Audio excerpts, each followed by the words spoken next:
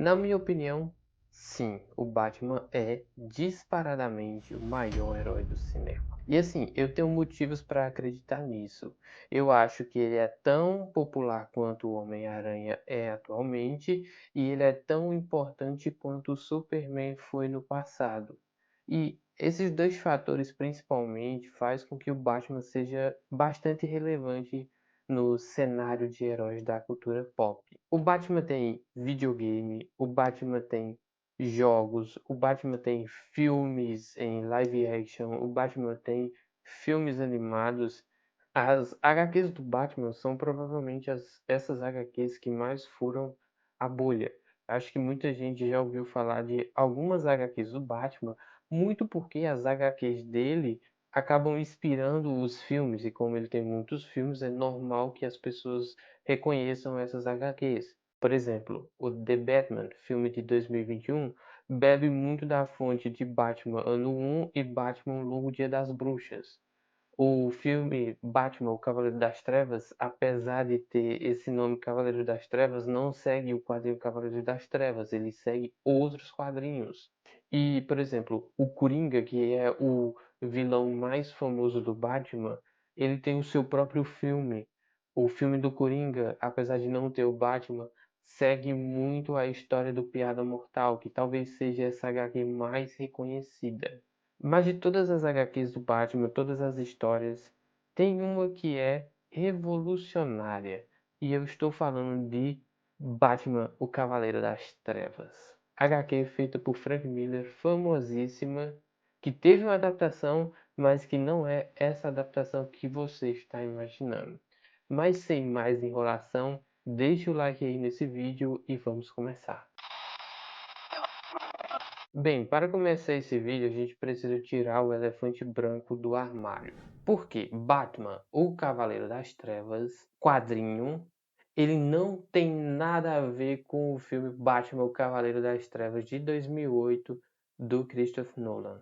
Isso acontece porque houve ali uma tradução errada quando a HQ veio para o Brasil. No original, essa HQ que a gente conhece como Batman, o Cavaleiro das Trevas, é na real o Batman The Dark Knight Returns. Então, quando veio o filme do Nolan, muita gente pensou que o filme do Nolan, O Cavaleiro das Trevas, seria uma adaptação, ou pelo menos em partes adaptada, do quadrinho do Frank Miller, O Cavaleiro das Trevas. E assim, o nome no quadrinho faz bastante sentido, já que O Cavaleiro das Trevas conta a história do Batman já com 55 anos, que estava aposentado há 10 anos. Só que ele, vendo a situação atual de Gotham, resolve voltar a combater o crime. Por isso que é The Dark Knight Returns. Como eu citei antes, o Batman tem diversas adaptações. Cinema live action, cinema animação, tem os jogos, tem tudo isso muito aflorado. Já viu o senhor em crises parecidas em 2016, 2012, 2008, 2005, 97, 95, 92, 89 e aquela mais esquisita em 66. Ou seja, já é de muito tempo atrás que o Batman tem isso, ele tem muitas adaptações. Então, lá no ano de 2012 e no ano de 2013 foi lançado ao cinema o filme Batman, o Cavaleiro das Trevas, parte 1 em 2012 e Batman, o Cavaleiro das Trevas, parte 2 em 2013. E esses dois filmes, eles adaptam diretamente os quadrinhos de Batman, o Cavaleiro das Trevas. Eu vou contar aqui essa história do Batman, o Cavaleiro das Trevas, e quando eu precisar fazer um apontamento sobre o filme eu faço, quando eu precisar fazer um apontamento sobre a HQ eu faço e vou revisando aqui. Mas de maneira geral, tanto o filme quanto a HQ, eles são bastante parecidos, muito porque o filme é feito totalmente baseado na HQ. Visual, história, tem poucos adendos aqui na HQ que não tem no filme.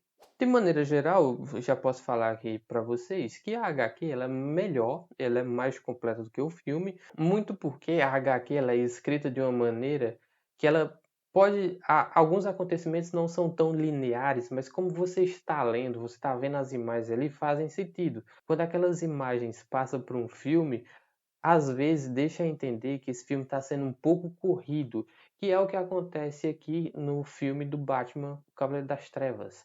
Eu acho que que esse filme é um pouco corrido, muitos acontecimentos ali. Só que quando você está lendo, esses acontecimentos fazem mais sentido, porque de fato você está lendo e está acompanhando a história como ela se segue. E assim, por mais que sejam dois filmes para representar a história do Batman, o Cavaleiro das Trevas, faz sentido que os filmes ainda sejam corridos. A história do Cavaleiro das Trevas é, na verdade, dividida em 4 arcos. São 4 quadrinhos que foram lançados. 4 gibis diferentes, contando 4 histórias diferentes, que no final formam a história do Cavaleiro das Trevas. Então, tendo em vista que são 2 filmes que vão tentar reproduzir 4 histórias, cada filme reproduz 2 histórias. O primeiro quadrinho, ou a primeira parte do primeiro filme, vai focar na volta do Batman.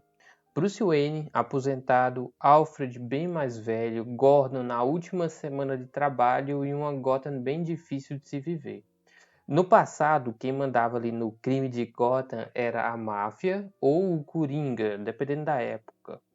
Mas aqui a gente vai ter que o Coringa ele tá catatônico, ele não tem mais noção. E quem comete os crimes é a gangue dos mutantes. Esses mutantes que têm essa pegada meio punk, eles voltarão ali mais à frente. Como vilão mesmo, vilão que a gente conhece. Esse primeiro filme ali, ou pelo menos metade desse primeiro filme, vai ter o Duas Caras, que é um cara que a gente já conhece bastante ali, do hall de vilão do Batman. O Duas Caras é um desses vilões que o Batman tenta ajudar. Porque em algumas histórias, como na série animada do Batman, por exemplo, o Harvey Dent e o Bruce Wayne, eles são amigos. Não fica exatamente explicado aqui se eles eram amigos, mas possivelmente eram conhecidos, no mínimo, ali da alta sociedade de Gotham. E o Batman sempre tenta ajudar ele, porque pelo menos na versão da série animada do Batman, o Harvey Dent, ele machuca o rosto numa explosão que é causada numa luta contra o Batman. Então ele tem aquele sentimento de culpa, mas tem também todas as outras questões do Batman realmente querer ajudar o Harvey por ser seu amigo. Então o Harvey vai aparecer aqui como o vilão, ou melhor, o ex-vilão que o bilionário Bruce Wayne vai tentar ajudar. Nos quadrinhos eles aprofundam mais essa história, já que, por exemplo, nos quadrinhos mostra que até então o comissário Gordon ele não confia muito no procedimento que é feito ali no Harvey, ele não acredita tanto na mudança, mas no filme eles nem tocam nisso, só mostram que o Harvey ficou curado e agora vai ser liberto, não vai ficar mais no asilo Arkham. Nesse meio tempo a gente tem o Bruce Wayne tendo visões, porque depois dele ser atacado por mutantes, ele começa a ver que a vida dele não faz muito sentido. O Bruce é um cara que às vezes não tem muito medo de morrer. A bem na verdade, pelo menos pelo que eu entendo aqui, o Bruce Wayne ele é meio 2 caras, ele tem 2 personalidades. A personalidade Bruce Wayne e a personalidade Batman. Sendo que o Batman é muito mais forte do que a do Bruce Wayne, e por isso que ele fica tendo essas visões. O Duas Caras, diferente do Batman, ele tem as 2 personalidades estampadas na cara dele. E no momento que fazem essas cirurgias, procedimento, apenas uma personalidade resta no Duas Caras. Pena que é a personalidade má. Um ponto importante que tem que ser abordado aqui é que nesse universo a Liga da Justiça existiu. Não se explica diretamente todos os motivos que fizeram ela acabar. A gente sabe que tinha alguns membros, sabe? Que a gente tinha a Mulher Maravilha, tínhamos o Lanterna Verde, tínhamos o Batman, tínhamos o Superman e tínhamos o Arqueiro Verde, que são os personagens que ficam bem explícitos que estavam ali. A gente não sabe por que ela acabou, mas quem assistiu o Watchmen do Zack Snyder vai ter ali um cenário que é bem parecido com o que possivelmente aconteceu com essa Liga da Justiça. A gente pode fazer um paralelo, porque o enredo dos 2 filmes é basicamente o mesmo. Alguns heróis param de agir ali num contexto de Guerra Fria, só que alguns outros heróis continuam fazendo trabalhos para o governo. Esses heróis que continuam trabalhando para o governo, eles participam de guerras e conflitos que o governo julga ser necessária a participação dos heróis. Em Watchmen, essa figura desse Deus que está entre os humanos, que faz com que os americanos vençam a Guerra Fria, é o Dr. Manhattan. Aqui, em Cavaleiro das Trevas, essa figura está calcada no Superman. E assim, essa informação está tão explícita aqui no filme que o doutor que cuida do Harvey, que cuida do Coringa, ele tem um brochezinho de apoio ao Superman, quando na verdade ele é contra o Batman e a favor do Superman, e a diferença dos dois é que um segue o governo e o outro não. Voltando aqui para Gotham, na primeira parte do filme, que equivale ao primeiro quadrinho, a primeira noite com o Batman de volta às ruas faz bastante diferença. Com o Batman voltando, as notícias surgem e isso começa a ativar o cérebro do Coringa de volta. O Batman bate em muitos bandidos aqui, de bandidos comuns a bandidos mutantes. E é numa dessas batidas mutantes que ele ajuda a Carrie Kelly, que seria ali a futura Robin nessa história.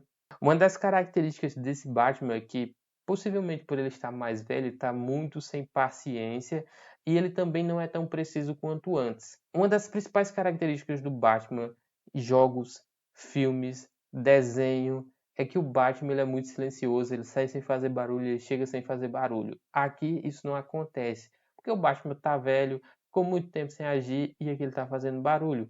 Então, quando ele vai enfrentar bandidos comuns, ele tem certa dificuldade para vencer eles, mas ainda vence porque, de fato, ele ainda é o Batman. E eu falei para vocês que o Cavaleiro das Trevas, esse Batman do Cavaleiro das Trevas, ele foi adaptado. E ele não foi adaptado pelo Nolan. E eu também não estava falando da adaptação literal dos filmes de 2012 e 2013. Eu estava falando do Batman do Zack Snyder. Porque claramente o Batman do Zack Snyder é uma referência direta ao Batman do Cavaleiro das Trevas do Frank Miller. Tanto pelo uniforme, o uniforme que o Batman usa no segundo filme, quanto pelas atitudes. Esse Batman aqui, ele bate muito em todo mundo. Só que um detalhe, diferentemente do Batman do Zack Snyder, esse Batman aqui, ele não mata. Ele machuca mais do que o Batman normalmente machuca. Machuca. Mas ainda assim ele não mata, e isso aqui vai ser mais explorado ainda mais à frente quando ele vai enfrentar os mutantes. Esse primeiro arco da saga termina com o Batman parando o Duas Caras depois do Duas Caras tentar fazer um assalto a um prédio gigantesco, a Torres Gêmeas que tinham em Gotham. Como eu já citei anteriormente, a cirurgia que o Harvey fez deixou uma das duas personalidades no controle, só que a personalidade que ficou no controle era a personalidade má. E assim, esse primeiro arco ele é talvez um pouco mais fraco, mas ele serve apenas para estabelecer a gente que está lendo ou quem está assistindo o filme de como era aquele universo. É um universo em que o Batman não tem mais os vilões, porque os vilões ali também já envelheceram. Possivelmente muitos desses vilões morreram e que o crime em Gotham tá outra coisa. Um ponto que já nesse primeiro quadrinho estabelece é que normalmente quem viu ali a série animada do Batman ou quem lia quadrinhos na época que o Cavaleiro das Trevas foi lançado, tinha o costume da polícia de Gotham estar do lado do Batman. Salve pequenas histórias, raras exceções, quase sempre o James Gordon ele tá do lado do Batman. Tanto é que fica icônico o holofote no telhado da polícia que acende, aparece o símbolo do Batman nas nuvens e quando aquele símbolo aparece todo mundo teme. Mas como agora o Gordon vai estar saindo da polícia de Gotham e existia uma lei que fez com que esses vigilantes parassem de agir, a nova comissária que entra no lugar do Gordon dá ordens diretas para que prenda o Batman. Então, quando o Batman está tentando parar o Harvey, que, assim, o Duas Caras é um vilão meio chatinho, né? Mas ele só dá mais trabalho por causa da polícia de Gotham, que agora também está atrás do Batman. Então o Batman precisa vencer a polícia de Gotham e o Duas Caras. Que é basicamente o que acontece. Quando o Batman derrota o Duas Caras, termina o primeiro quadrinho e aí se inicia o segundo quadrinho. No filme, a história continua direto e o próximo passo do Batman agora é parar as gangues mutantes. Só que junto com o ressurgimento do Batman veio também o Duas Caras, o que fez com que a opinião pública ficasse ali dividida. Por exemplo, o doutor que cuidava do Duas Caras, eles acusa o Batman de ser o causador dos vilões do Batman, como se a aparição do Batman fosse ali modificar o ambiente de Gotham, porque as pessoas sentem um desafio para enfrentar o Batman, coisas assim. Só que tem muita gente que é a favor do Batman, porque Gotham tem muitos crimes. E esses crimes eles podem ser resolvidos quando o Batman aparece. Quando os mutantes veem que o próximo alvo do Batman são eles, o líder mutante resolve declarar guerra ao Batman. E o Batman não arrega para eles. Os mutantes começam a fazer coisas que são tanto quanto duvidosas, como sequestrar crianças, matar pessoas inocentes. E o Batman, mesmo sem matar os mutantes, estraçalha muitos deles quando os vê. E aqui é uma discussão interessante a respeito até da psique do Batman. Porque à medida que os mutantes vão escalando o nível de violência deles, o Batman também escala o seu nível de violência. Ele pega bastantes mutantes, ele salva pessoas. Então, muitas pessoas de Gotham veem ele como anarquista, que é uma visão que muita gente tem sobre o Batman, porque ele é um cara rico que bate em pessoas pobres, mas muito veem ele como um maluco que tá batendo em outros malucos, então deixa maluco bater em maluco. Os embates do Batman contra os mutantes culminam no primeiro grande embate do Batman com o seu super Batmóvel contra vários mutantes num lixão. E como eu falei, apesar desse Batman ter inspirado o Batman do Zack Snyder, esse Batman aqui é diferente porque ele não mata. Porque quando ele vai lutar contra os mutantes, ele usa balas de borracha. Então ele apenas derruba os mutantes, diferentemente do Batman do Ben Affleck, que vai enfrentar capangas do Lex Luthor e acaba matando todo mundo sem nem pestanejar. Só que os mutantes ali, eles tinham um líder, e esse líder faz um desafio pessoal pro Batman, que é um desafio que consiste no seguinte: uma luta corpo a corpo.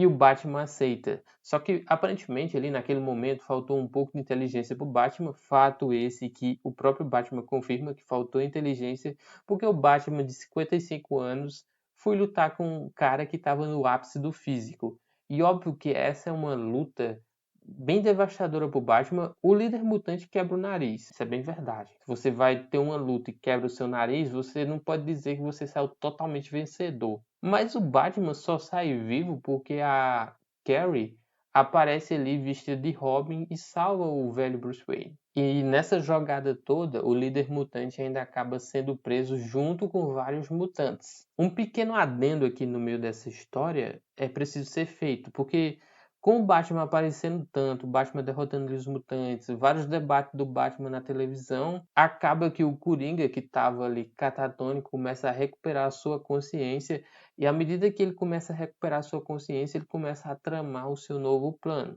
E o plano do Coringa é assim, ele não deixa tão claro, mas a partir do momento que ele volta e ele vê aqueles programas de entrevista que estão acontecendo ali, vale salientar também que esses programas eles faziam bastante sucesso nos anos 80, esses talk shows. Então o Coringa diz: "Ah, eu quero ir num talk show contar a minha versão. Se todo mundo tem sua versão sobre as coisas, eu quero que as pessoas saibam a minha versão."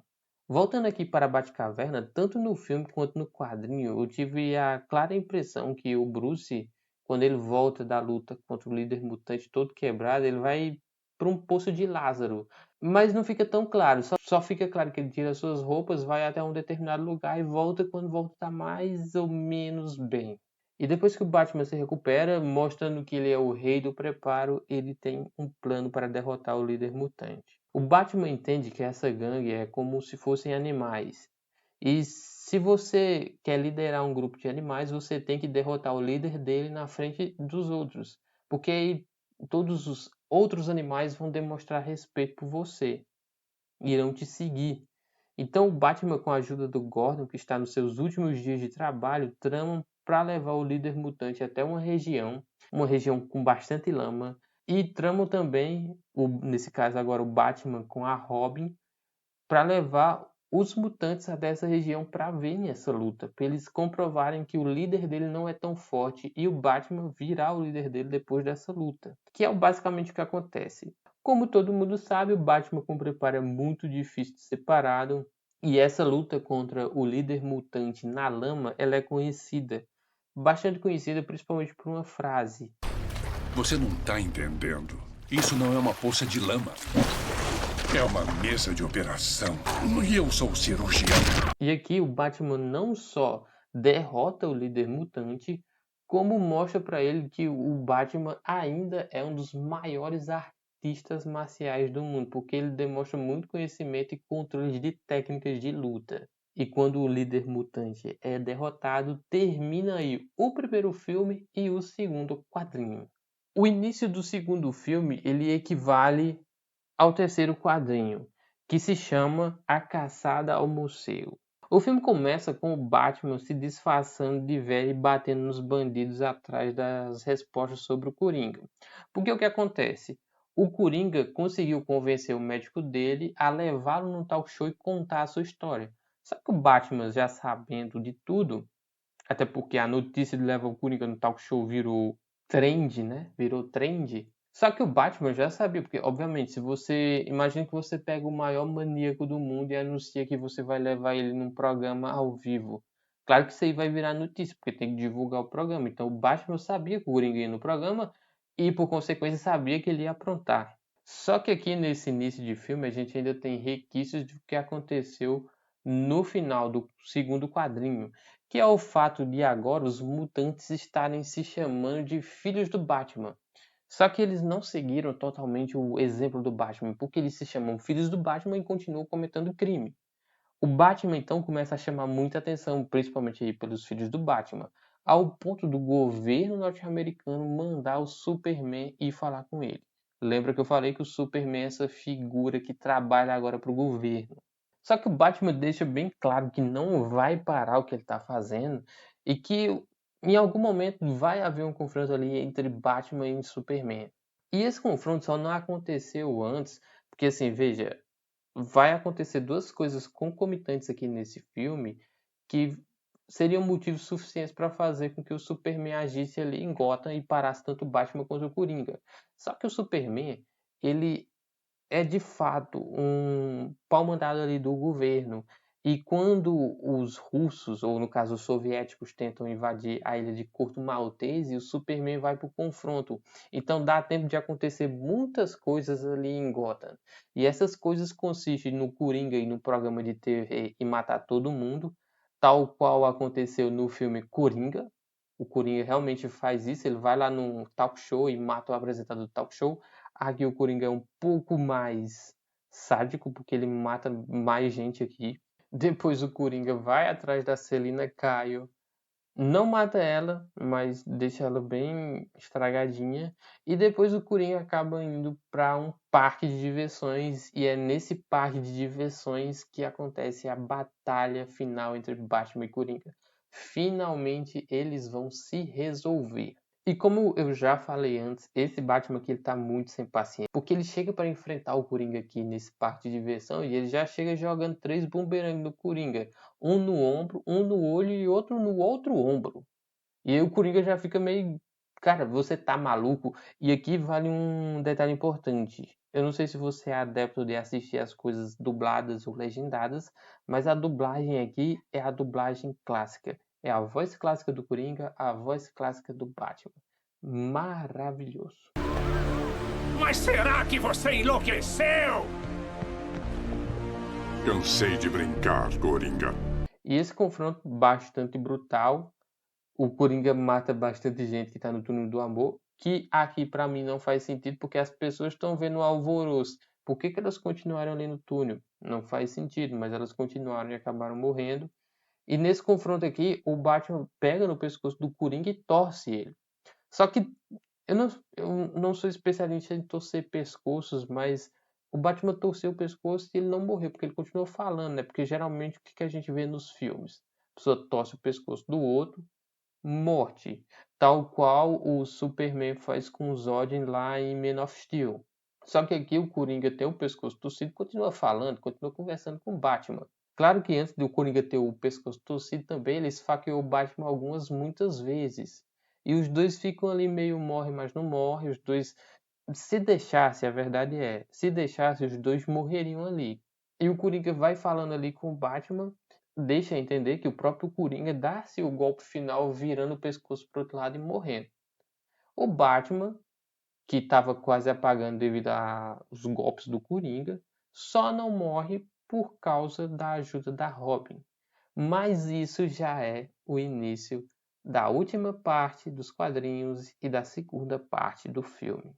A última parte dessa história começa com os policiais indo atrás do Batman e do Coringa lá no Túnel do Amor. Com a grande ajuda da Robin, o Batman consegue escapar, mesmo estando todo esfaqueado, todo sequelado. E quando ele está na mansão Wayne, acontece um grande apagão ali em todos os Estados Unidos. E esse apagão ele é causado por causa dos russos, né, os soviéticos.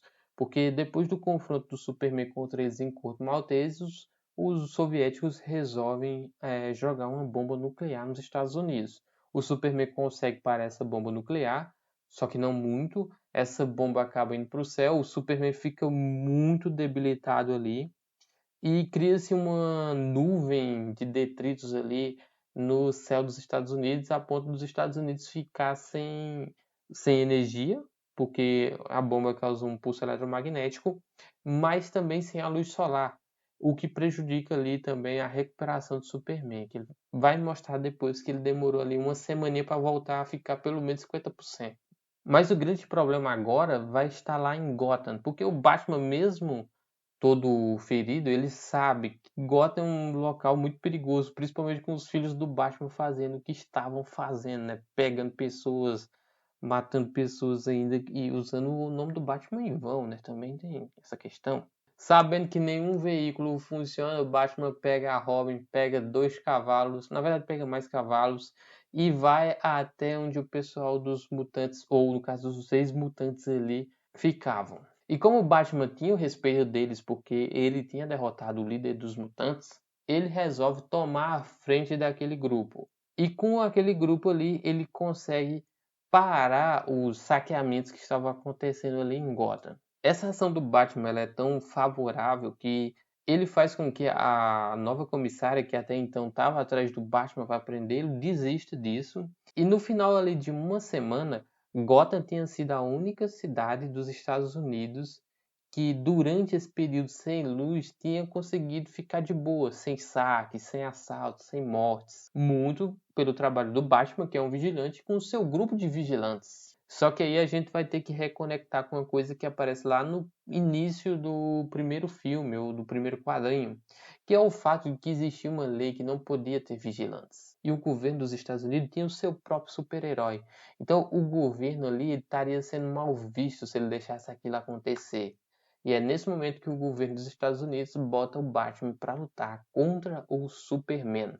Na verdade, bota o Superman para ir atrás do Batman. E olha para os detalhes dessa informação. Eu estou contando a história de um quadrinho que se passa com Batman e Superman ali nos seus 55 anos mais ou menos. Batman e Superman já foram da mesma equipe, eles já se conheciam e depois de coisas que estão acima dos dois, eles têm que se enfrentar.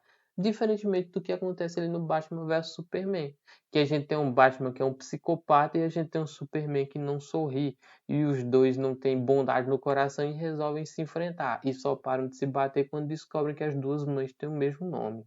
Aqui a gente vai ter uma batalha mais justa, até porque no desenho é mais fácil você fazer uma armadura que faça você ter super força. E cabe também salientar que o Superman não estava recebendo luz do sol depois da explosão de uma bomba nuclear, então ele não estava com sua força máxima. Mas a luta entre os dois até que é equilibrada. Na verdade não é equilibrada, porque em nenhum momento deixa entender que o Superman vai perder. Exceto no fato de quando o Arqueiro Verde, que teve o seu braço decapitado ali pelo Superman, joga uma flecha de Kryptonita no Superman. Aí quando o Superman fica mais fraco, o Batman aproveita e bate nele e fala a icônica frase que aparece aqui sobre esse filme, que todo mundo já viu essa frase aqui em algum lugar, o Batman falando isso. Nos seus momentos mais íntimos, quero que se lembre do homem que derrotou você. Só que é um tipo de coisa que não funciona muito, porque logo depois o Batman tem um ataque do coração e morre. Morre, entre aspas. Depois disso é mostrado ali que o Batman, na verdade, ele orquestrou a sua morte.